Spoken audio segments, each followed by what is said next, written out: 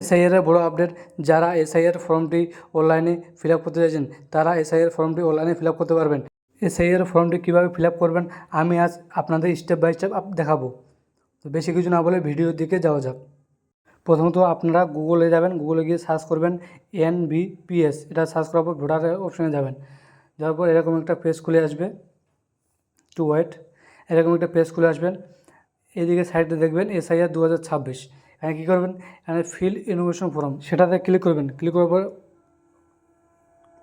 এরকম একটা পেজ খুলে আসবে। এখানে আপনার স্টেট সিলেক্ট করে নেবেন। এখানে স্টেট ওয়েস্ট বেঙ্গল করে নেবেন, আপনার যেটা হয় সেটা করে নেবেন। করে নেওয়ার পর এখানে আপনার ভোটার কার্ড নাম্বার বসিয়ে দেবেন।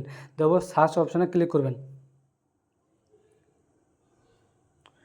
এরকম একটা পেজ হলো আপনার ভোটার কার্ড গোটা ডিটেলস এখানে চলে আসবে। এখানে আপনার যে বিএলও আছে, বিএলওর নাম শো হবে, বিএলও মোবাইল নাম্বার শো হবে। আপনার মোবাইল নাম্বার বসিয়ে সেন্ড উপরে ক্লিক করতে হবে। তারপর অন্যরকম পেজ খুলে আসবে, ওগুলো ফিল আপ করতে হবে। তো ভিডিওটি এই পর্যন্তই। ভিডিওটি কেমন লাগলো কমেন্ট অবশ্যই।